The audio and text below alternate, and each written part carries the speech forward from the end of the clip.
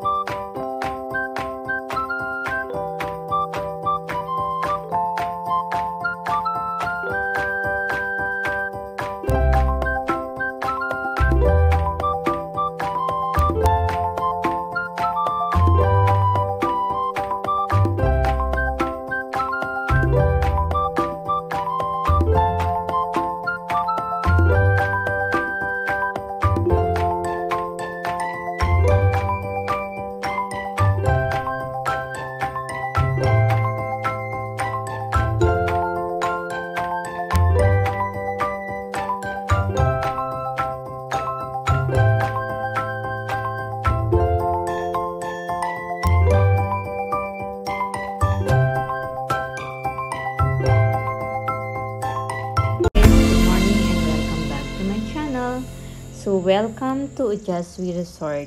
So, dito kami mag-stay ng mga ilang araw.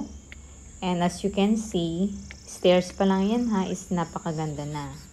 What I love about this resort is very close to the design na nakikita natin sa Philippines. Lalong-lalo na yung may mga pool or kaya nasa beach resort. Kaya gustong-gusto ko itong place na to. And at the same time, dahil malamig yung lugar, marami siyang flowers. So, then maberde, mag-green. So, ang gandang tignan. Nakaka-relax, magaan sa pakiramdam. Kaya, buti napili ito ng asawa ko. The good thing about my husband is, he really knows what to choose. Magaling siyang pumili ng lugar kung saan siya mag-i-stay. And also, one more thing na gusto ko rito sa place na to is kami lang dalawa talaga. Dahil nga sa COVID, diba? So, kami lang dalawa yung naka-check-in dito sa place na to, sa resort na to. And as you can see, lahat sarado. Ayan. So, ang kinuha naming room ay yung pinakadulo doon ha, yung pinakadulo. Na kung saan 2 bedroom. Pero hindi ko na pinakita sa inyo kasi hindi naman namin nagamit yung isang room. So, hindi kami dito naka-stay. Doon sa kabila na yon, yung nag-iisa doon sa dulo na yon na kung saan wala kang neighborhood. Ayan. So, lakad-lakad muna tayo para makita nyo yung mga flowers. So, dito sa building na to kami naka-stay guys. So, mamay papakita ko. Itong building na to, ay no, hindi pa. Yung pinakahuli. Okay. So, yung pinakahuli yung room namin. So, eto yung room namin. Ito. So, pupunta tayo dyan. So, ito yung room namin sa taas. Saan meron kang overview of view.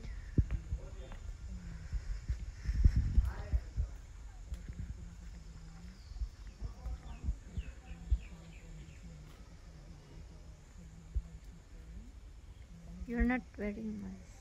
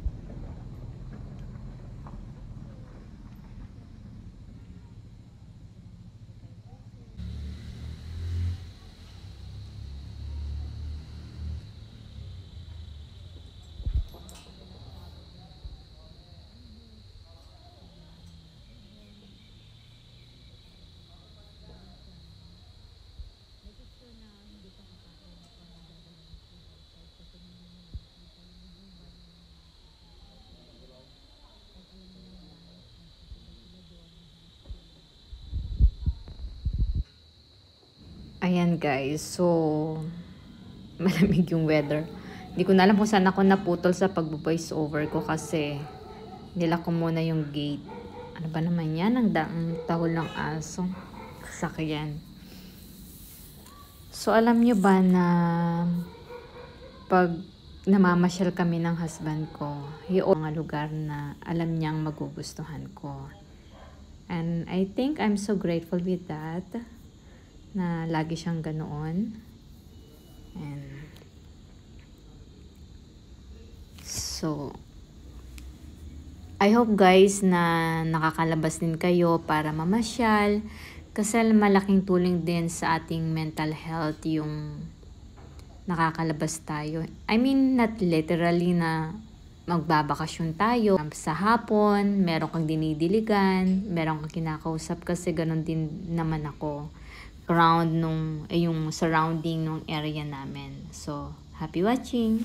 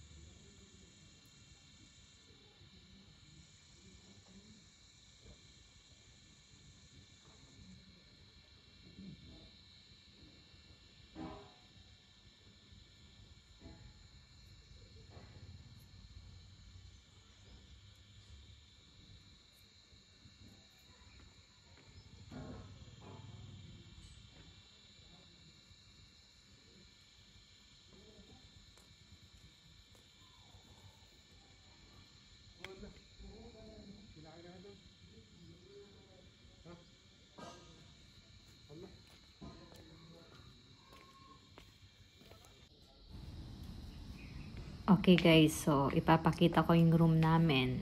Okay? So itong building na to nakaseparate sa kabila.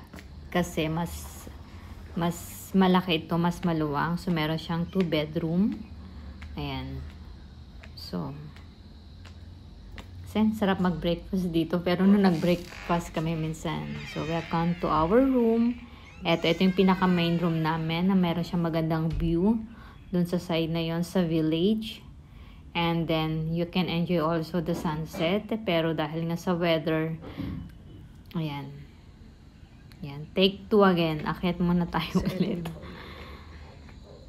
Ayan. So, ba't ba nag-take 2? So, 2 beses ko atang kinuhanan. So, ayan. So, ito yung naglagay na sila nga pala. Nung parang 2 days na namin, naglagay sila ng ganyan. Ayan. Ang aming sweet home room. Ayan. Ay, dapat pala pinakita ko sa inyo yung villa, no? Ayan, yan. Yan yung village. Yan yung village na kung saan may enjoy mo yung ano. So, ayan. Nagbabasa ako kasi kapag lumalabas kami, nagbabakasyon kami ng mahaba ng matagal. So, nagdadala ako ng mga activities ko tulad ng embroidery, ng coloring book, meron akong reading book, meron akong books na binabasa. And at the same time din, meron din akong painting. So, kung ano yung mas madaling dalhin at mas kasya sa bag, yun ang dinadala ko. So, kayo ba guys mahilig magbasa? Or ano ba yung hilig nyo? Ano ba yung passion ninyo? Kasi para sa akin, kung ano man yung passion natin, kailangan natin gawin kasi masaya ka dun, 'di ba? Masaya ka kapag nagagawa mo yung passion mo. Alam mong magagawan mo yun ng time, yung passion na yun. So thank you so much for watching. Please share, subscribe. Alam ko na nagsisimula pala akong mag-video, so marami pa akong dapat matutunan, marami pa akong dapat aralin. So, for the meantime muna, ito lang muna yung na-share ko kasi ito lang muna yung nakakaya kong gawin. So hopefully sa mga susunod videos,